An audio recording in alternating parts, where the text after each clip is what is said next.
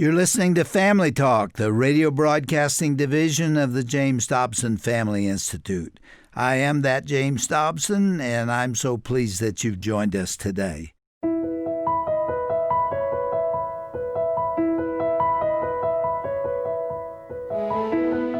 Welcome, everyone, to this Monday edition of Family Talk. I'm Roger Marsh, and I'm joined by our host, Dr. James Dobson. And Doctor, with Father's Day coming up on Sunday, we've decided to spend this entire week celebrating dads. We'll begin by focusing on the father-daughter relationship, which we know is very, very important. I mean, everybody knows that boys need their fathers. They need to teach them how to be a man, how to do things, how to think like a man, and so on. But I want to tell you, the relationship between a father and his daughter is every bit as important as the relationship between a father and sons. A girl's self-esteem hangs precariously on that relationship between a father and a daughter. He's the first male to kiss her, the first one to tell her that she's pretty, the first one to hold her in his arms.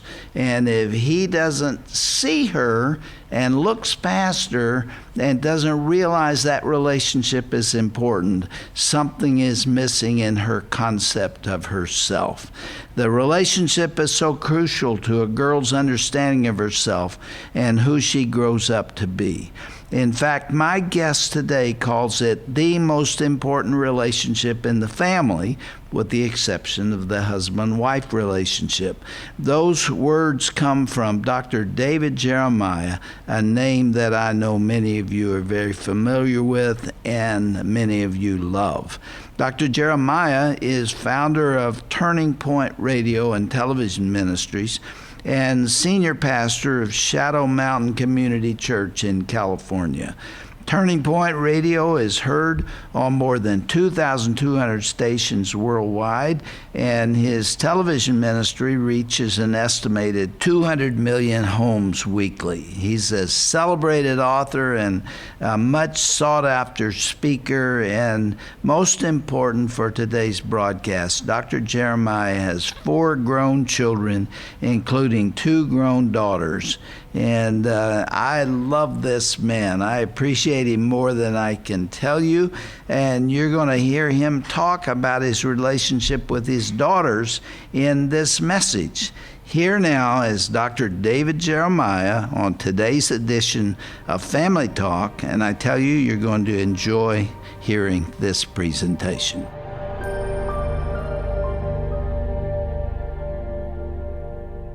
She sat in my office that day, a very dejected, frightened, angry young lady. As she stared at the floor and poured out her story, it was one which obviously could have been duplicated many times across the country. Her trembling voice was almost a whisper as she told me, "I cannot remember one single time when my father put his arms around me and told me that he loved me. So I went out and I found the best kind of love I could find." Those tear-choked words were from an unmarried, pregnant teenager. Was this troubled girl just dumping her problems on her father? Or was she verbalizing for a generation of women a real and significant truth? That evening, I went home with the insatiable desire to grab both of my daughters and hug them as long as I could and say to them over and over again how much I loved them. I shared this little episode with some of my pastor friends and a couple of counselors I knew, and I found that there was consistent support for the discovery that I was making as a father. The discovery that many fathers do not have a close relationship with their daughters, and many of them don't really think it's important at all. For you see, dads are for sons, and moms are for girls. She's mommy's girl. That's what we've always thought, and that's what I thought. And yet I have come to believe, men and women, that the relationship between a father and his daughter is the most important relationship in the family, with the exception of the husband-wife relationship. Just as I was going through this experience, a man by the name of William Appleton released a book entitled Fathers and Daughters, and I bought it in a secular bookstore and read it from cover to cover. I was so hungry to learn. One place in the book he wrote, "For any woman, one very dominating influence is her father. He is the first man to whom she gives her heart, and how he reacts strongly affects her future with men." You see, a girl's father is the first man in her life and probably the most influential. Whether he is absent or involved, whether he is loving or rejecting, whether he is a good father or a bad father, he leaves a lasting impression upon the life of his daughter. Most women have not taken time to analyze their relationships with their fathers, and frankly, until recently, that relationship got very little attention in family studies. But today, it is being discovered again and again that that relationship is critical. I suppose one of the problems we have in our generation is the problem of identifying the roles of any parent. The terms for parenthood have become rather androgynous in our day. We mix them up together. It used to be that it was clearly understood that dad brought home the bacon and mom cooked it. It's not that easy anymore, is it? The roles have been confused, and sometimes because of that, if we are not careful, we lose sight of the important relationships that extend to the individual members of the parenting team. In a two-parent family, normally speaking, it is the father's responsibility to take the financial support of his family as his one focus in the workplace. It is a scriptural concept that is supported from 1 Timothy 5:8, where we are told that if anyone does not provide for his own, and especially for those of his own household, he has denied the faith and is worse than an unbeliever. A father has a first responsibility to care for the needs of his family. Fathers are for financial support, but they have other roles as well. Fathers also provide a sense of comfort and security in the family. One woman told me that her first childhood memory was of her father holding her and walking the floor after she had had a bad fall, and she said, "I can still feel his big shoulder and smell the cigars on his clothes. To this day, every time I smell a cigar, I think of my father's comforting love." I hope you have a better way of remembering that than she did, but what she was saying was that her father was a comfort to her in a time of need. Fathers are also for understanding.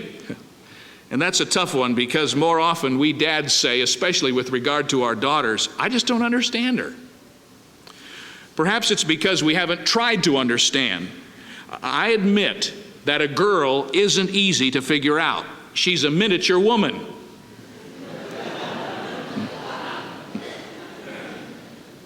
And no man alive would ever dare say that he understood women.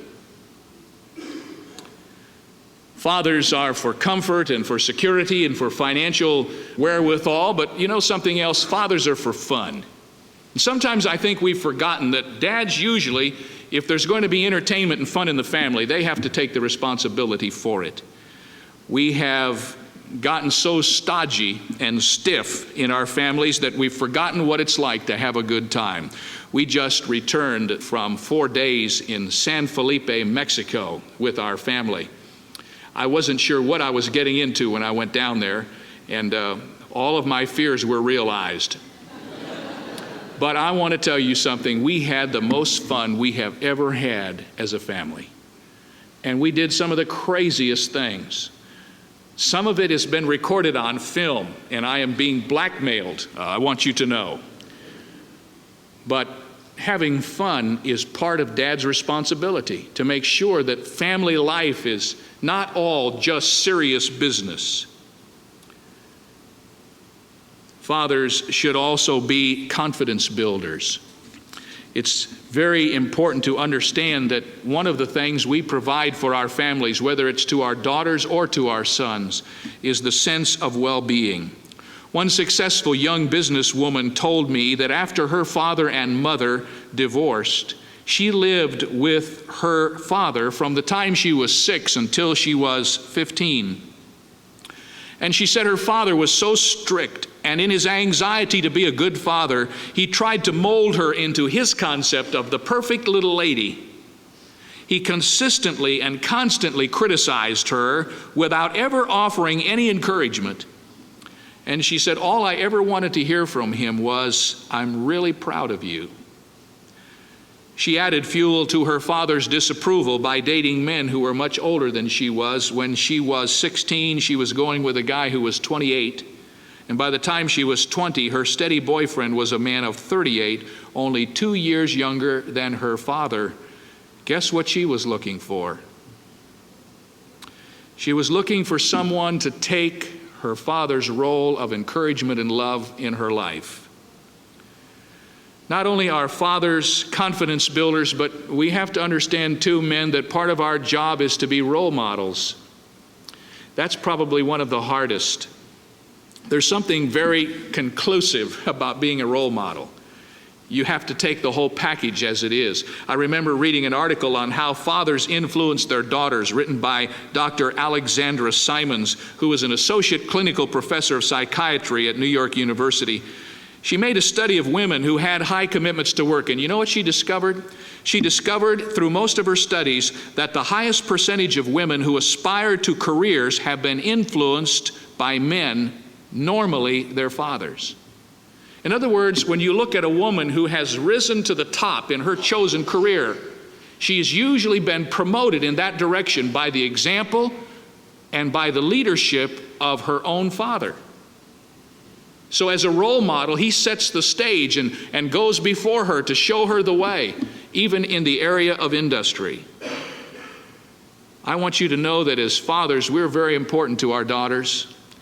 And I think when we see what a good father means to a girl, it will help us to be one and give us the desire to work at that relationship even more. I was reading and studying, and I came across some information about the daughters of some famous men. For instance, I read a story about Winston Churchill and his daughter. She wrote on one occasion, she said, "The greatest and the most powerful influence in my life was, of course, my father. Although I had talked with him so seldom and never for a moment on equal terms, I conceived an intense admiration and affection for him. And after his death, an affection for his memory. I read industriously almost every word that he had ever spoken, and I learned by heart large portions of his speeches. He seemed to own the key to everything or almost everything worth having," end of quote. There was a young lady who saw in her father everything worth having. What a role model he was for her. Another story that comes out of world history is the story of Nehru. His daughter, as you know, was Indira Gandhi, and she became the Prime Minister of India, the world's largest democracy and the country with the second largest population. And Indira Gandhi has been regarded as one of the outstanding women of this century. Let me tell you what affected her life.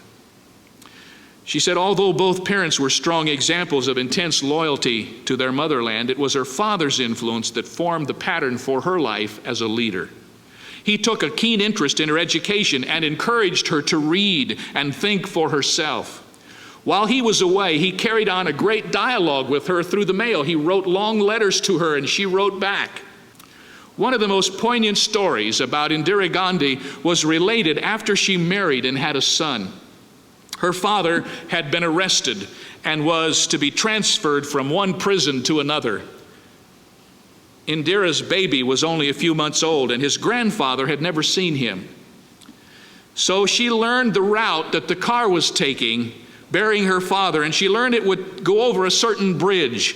And so at dusk, wearing a sari which her father had woven for her, she stood in a visible spot near the bridge and lifted the baby high above her head so that Nehru could catch a glimpse of his grandchild.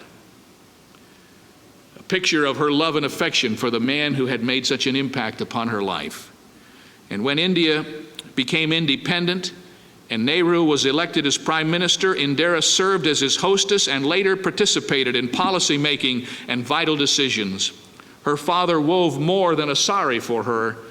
He designed the very fabric of her life.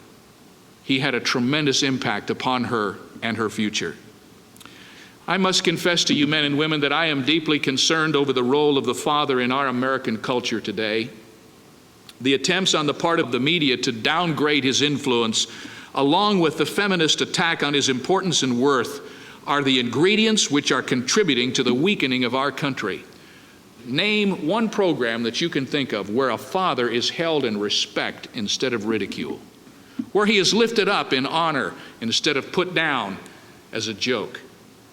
There's a consistent conspiracy throughout our culture to hold a father in disrespect, because those who would destroy what we have as Americans understand that he is the most important ingredient in holding the family structure together.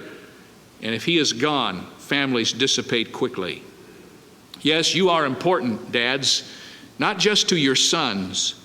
You touch the life of your daughter in many ways. And I'd like to suggest to you some of those ways that are very important. First of all, you as a father affect greatly the self-esteem of your daughter. I've had to learn that the hard way through mistakes that I have made.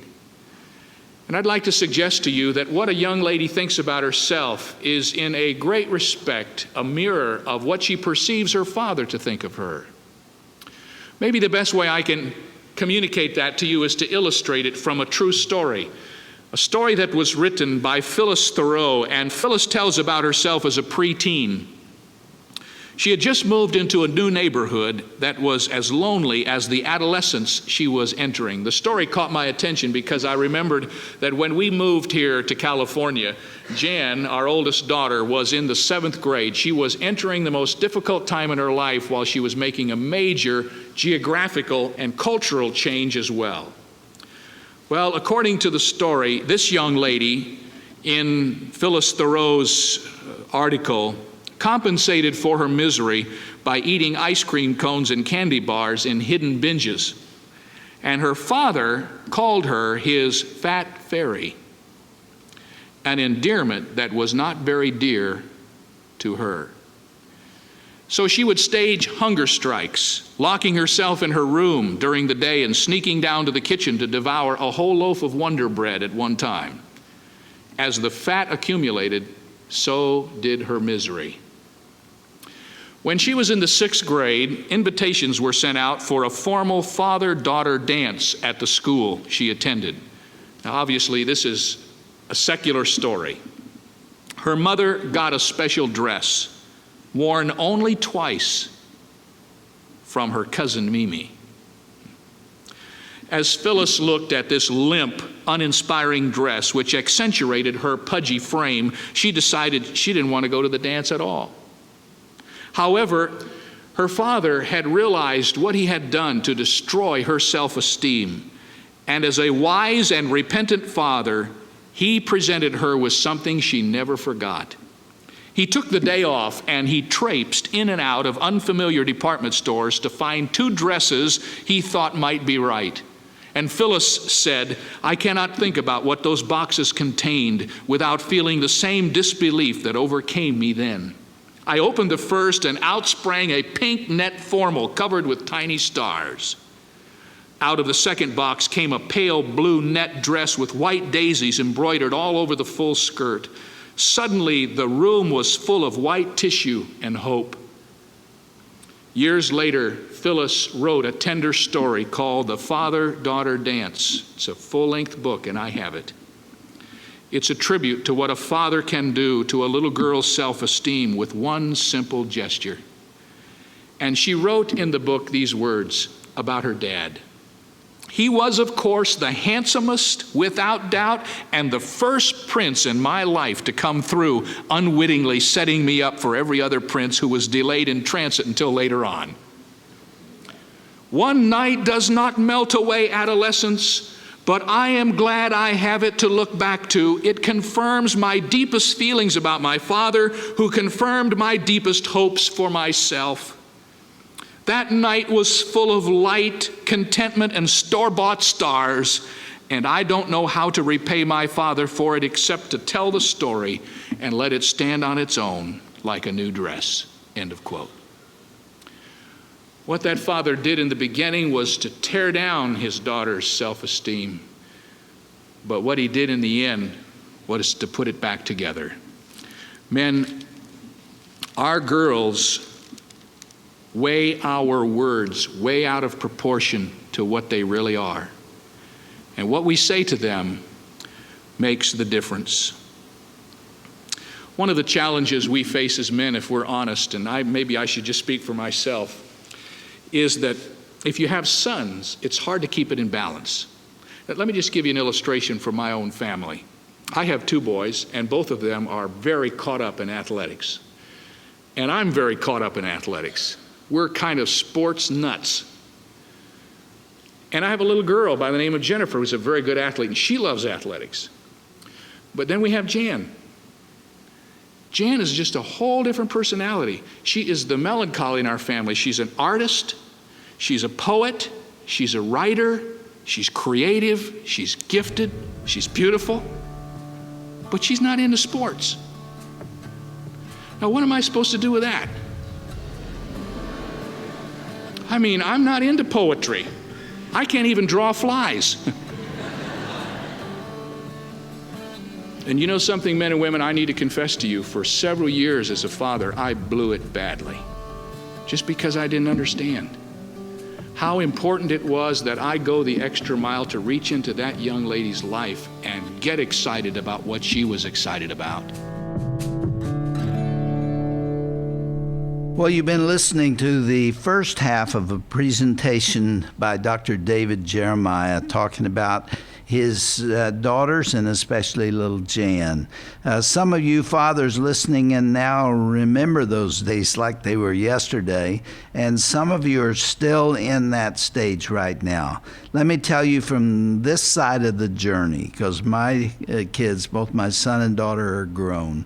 But your relationship with those precious little girls is worth every minute. The boys too, but we're speaking about girls today. You've been listening again to Family Talk, and I'm Dr. James Dobson. Our guest speaker today was Dr. David Jeremiah. And Roger, why don't you tell our listeners how they can find out more about the importance of a father's love in the life of his daughter, and how they can find out more about what we've heard today. Well, Doctor, we have a great library of resources at drjamesdobson.org, including your book, Bringing Up Girls. I know this book is full of so much great information for fathers raising daughters. There's even a chapter dedicated to practical parenting advice just for dads.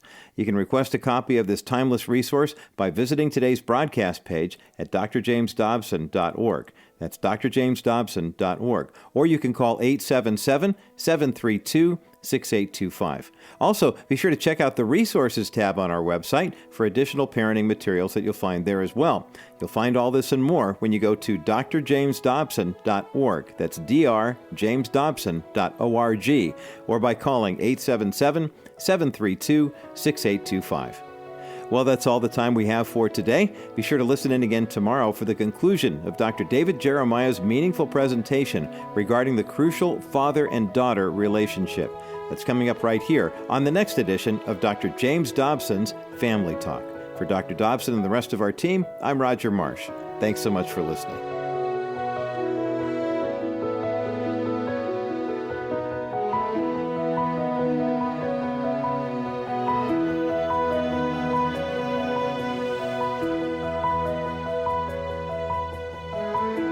This has been a presentation of the Dr. James Dobson Family Institute.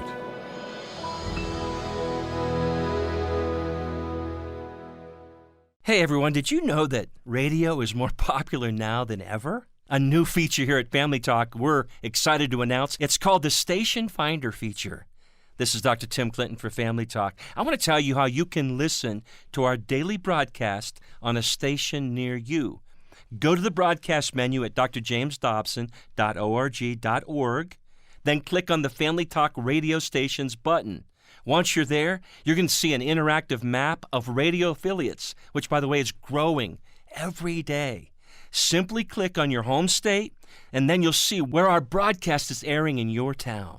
Stop randomly spinning around the dial, hoping to find Dr. Dobson and Family Talk. Go to drjamesdobson.org and take advantage of this brand new Station Finder feature. Hello, everyone. Roger Marsh here for Dr. James Dobson's Family Talk. The news comes in all shapes, sizes, and formats these days, but how do you cut through all the noise and get to the heart of the matters that affect your family? Well, come to Dr. James Dobson's Family Talk and sign up for Dr. Dobson's monthly newsletter. You'll find clarity on tough issues, encouragement for daily life, and trusted principles to help you build strong, healthy, and connected families. Go to drjamesdobson.org and sign up today. That's drjamesdobson.org.